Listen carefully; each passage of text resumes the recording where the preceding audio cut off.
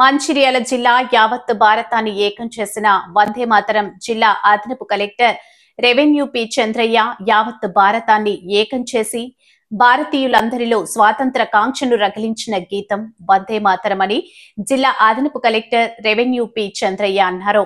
వందే మాతర గేయం రచించి 150 సంవత్సరాలు పూర్తయిన సందర్భంగా శుక్రవారం జిల్లాలోని నస్పూర్లో గల సమీకృత జిల్లా కార్యాలయ భవన సముదాయ ఆవరణలో సామూహిక గీతాలాపన కార్యక్రమం నిర్వహించారు.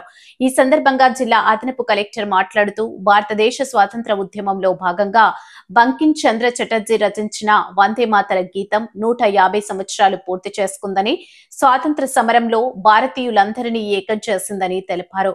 ప్రభుత్వ ఆదేశాల మేరకు సామూహిక గీతాలాపన కార్యక్రమాన్ని చేపట్టడం జరిగిందని, జిల్లాలోని అన్ని ప్రభుత్వ కార్యాలయాలు, అన్ని ప్రభుత్వ స్థానిక సంస్థల ఎయిడెడ్ ప్రభుత్వ గుర్తింపు పొందిన ప్రైవేటు పాఠశాలలో సామూహిక గీతాలాపన కార్యక్రమం నిర్వహించడం జరిగిందని తెలిపారు. ఈ కార్యక్రమంలో వివిధ శాఖల జిల్లా అధికారులు, కలెక్టరేట్ ఏవో పిన్న రాజేశ్వర్, కలెక్టరేట్ సిబ్బంది, అధికారులు తదితరులు పాల్గొన్నారు. స్వాతంత్ర కాంక్షను రగిలించింది. విద్యాలయంలో పాటగా మనం వినిపిస్తూనే ఉంటుంది. గీతాన్ని జాతికి అంకితం చేసినటువంటి గీతం, ఆ పాటలో ఉన్నటువంటి మాధుర్యం ఎంత మాత్రం అతిశయలేదు.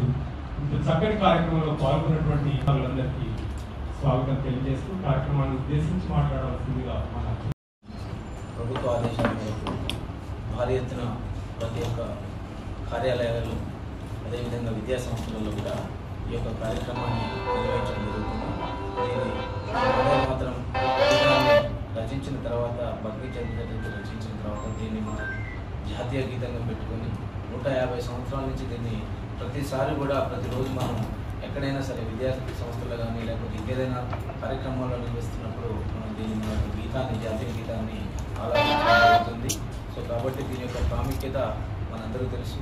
ఒక దేశాన్ని అందరికీ కూడా ఈ గీతము ఏకతాటిపై నడిపించి దేశానికి స్వాతంత్రం తీసుకొచ్చే దాంట్లో చాలా ముఖ్య పాత్ర పోషించడం జరిగింది.